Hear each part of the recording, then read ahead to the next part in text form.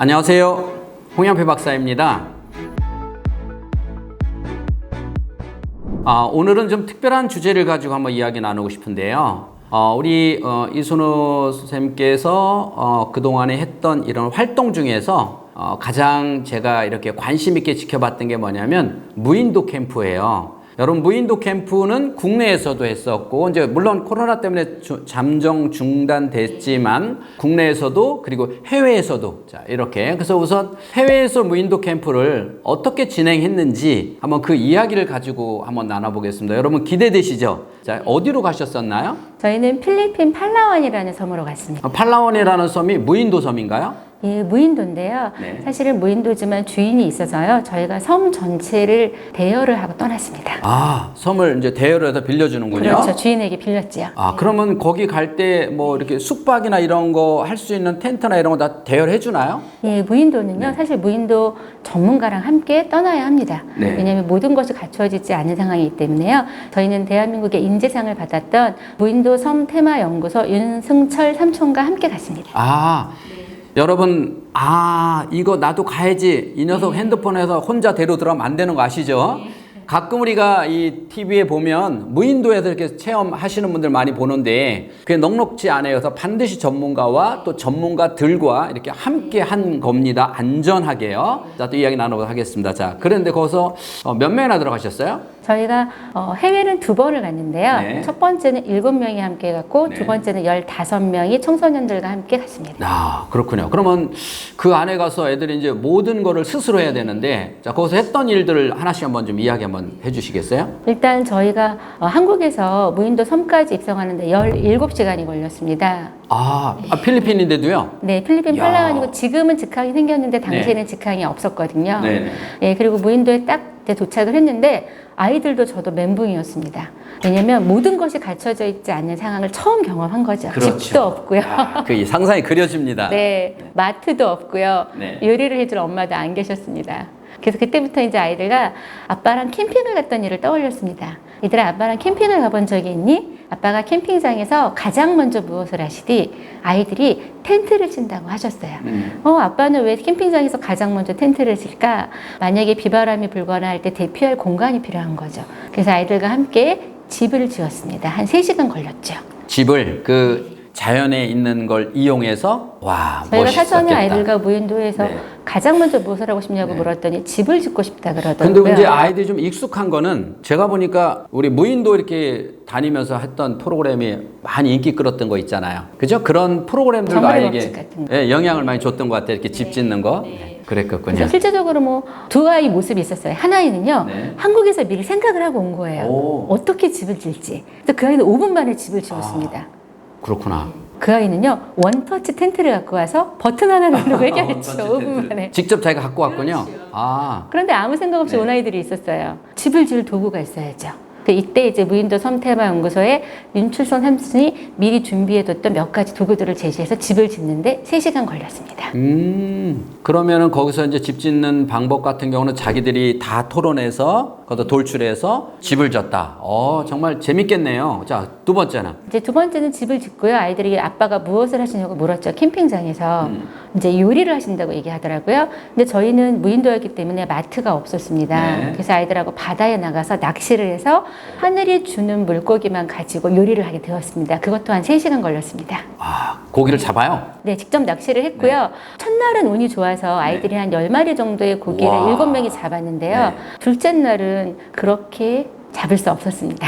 그럼 그거를 아이들이 그럼 요리를 하려면 우리가 이제 또 드라마 TV에서 봤듯이 뭐 이렇게 불은 이렇게 피는 건 아니었을 거 아니에요. 사실은 이제 바다 낚시를 했는데요. 네. 요리를 하기 전에 불을 피워야 되는 과정이 있었죠. 네. 이때도 아이들이 그동안 어떤 생활 습관을 가지고 살아왔는지를 한눈에 확인이 가능했습니다.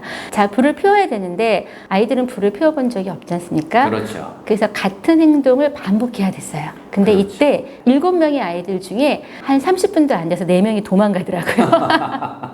그리고 끝내 한 3명의 아이들이 서너 시간, 한 3시간 정도 꾸준히 같은 행동을 반복해서 불을 피웠습니다. 예. 대단한 아이들이 있네요. 그런데 저도 지금 아이들에게 이런 무인도 캠프 이런 걸 적극적으로 좀 추천을 하고 하는 이유가 아이들이 자라면서 공부 말고는 해보는 게 너무 경험이 적다는 거예요. 우리 때만 해도 이렇게 자연에서 여러 가지 다양한 체험을 통해서 뇌가 다양한 뇌를 얻었는데 지금은 아이들이 학교 갔다 학원 갔다 집에 와서 공부하고 그리고 경험은 간접적으로 유튜브를 통해서 경험하는 것밖에 없으니까 아이들 실제 간접 경험과 직접은 다르잖아요. 그래서 애들이 이랬을 때 멘붕이 와서 정말 도망가는 아이들과 어떻게든 이걸 끝까지 하려는 아이들은 현장에도 보면 그게 이제 적응력이라고 하지만 제가 볼 때는 가정에서 엄마들이 어느 정도 이 아이에게 그동안에 살면서 이렇게 적응할 수 있는 그런 뇌가 이미 만들어진 아이와 그렇지 않은 아이가 확연하게 구분될 것 같아요. 그렇죠? 네.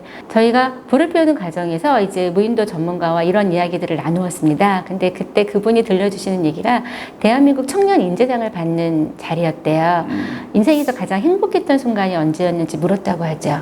근데 그 청년이 이렇게 대답했다고 합니다. 제가 무인도에서 7시간만을 불을 피우던 바로 그 순간이었습니다.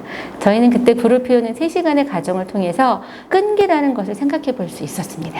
보통 우리가 이 무인도 캠프 하나하나를 통해서 아이들에게 얻어주자고 하는 거는 아이들이 여러 가지 경험 중에서 아이들이 이 안에 내적인 게 모두 다르기 때문에 어떤 사람은 불을 7시간에 피운 그것이 평생의 가슴에 있을 수도 있고 어떤 아이들은 낚시로 고기를 건졌을 때 그런 하나하나가 이 아이들이 세상을 살아가는데 힘들고 어려울 때 점핑할 수 있는 좋은 경험이거든요. 그런 경험을 다양한 걸 통해서 이 아이가 그 중에 하나만 얻으면 인생이 달라지는 거기 때문에 그래서 이런 걸 통해서 하는 거지만 예를 들어서 불만 계속 피는 것 같고만 사람들이 어떤 평생에 자기가 어떤 삶에 어떤 가치를 얻는다. 그럼 계속 불만 피하죠. 근데 그게 아니기 때문에 지금 다양한 경험들을 통해서 얻고 있다. 지금 이거잖아요. 그렇습니다. 자, 이제 불을 폈어요. 자, 엄마들 이렇게 머릿속에 그려지죠. 아이들이 도착해서 집을 짓고 불을 피고 자, 이런 것들이 사실은 다 두뇌적으로 계획되어 있는 프로그램이에요. 집을 질 때는 뇌에서 어떤 부분이 지금 구체적인 얘기는 안 하지만 또 불을 필 때는 아이들에게 어떤 뇌의 발달을 위해서 이렇게 한다. 지금 이렇게 돼 있습니다. 자, 그다음. 이제 세 번째, 집에 같으면 요리를 해주시는 엄마가 계실 텐데요. 무인도에는 엄마가 안 계셨습니다. 아이들이 직접 요리를 해야 했고요. 아이들에게 주어진 것은 냄비 하나였습니다. 냄비 하나? 네, 냄비 하나에 아이들이 잡은 물고기를 넣고요. 일명 매운탕을 끓일 때 일입니다. 자, 매운탕이 끓어올랐어요. 그리고 아이들은 이미 17시간이 지났기 때문에 굉장히 지쳐 있었고 배가 고픈 상황이었죠. 이때 누군가 가방을 부스럭거리면서 밥을 먹을 때 필요한 도구를 꺼냈습니다.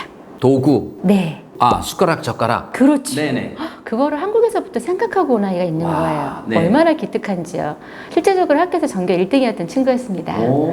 그런데 참 한국 교육의 어떤 그 민낯 부끄러운 모습이라고 할 수 있는 그 아이가 몇 세트를 갖고 왔냐. 오직 한 세트를 갖고 와서 문제가 발생했습니다. 그러면 보통 무인도에 가면 숟가락, 젓가락 안 갖고 가잖아요. 현장에서 만들잖아요.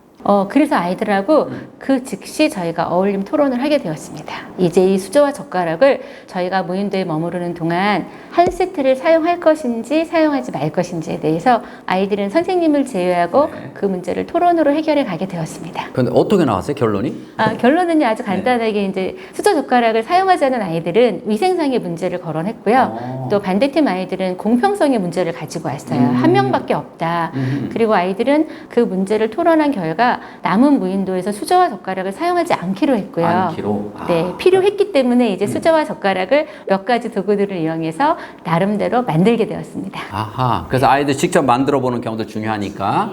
이렇게 여러분, 무인도 캠프에서 이렇게 그려지죠. 한국도 아니고 해외 가서 아이들이 얼마나 긴장과, 그렇죠. 얼마나 자기들끼리의 단합. 이렇게 보통 아이들이 놀 때는 다투기도 하고 그러지만 이런 데 가면 정말 우리가 상상할 수 없을 만큼 아이들끼리 협업이 정말 잘 되거든요. 그러다 보니까는 거기서 얻는 것들이 되게 많죠. 자, 오늘은 무인도 캠프에서 일과 중에서 일부분을 가지고 이야기를 나눠봤습니다. 다음 시간에 이어서 그럼 나머지 어떻게 무인도 캠프를 아이들이 살아갔는지 다음 시간에 이어서 해보도록 하겠습니다. 지금까지 인간 수업의 홍양표 박사였습니다. 감사합니다.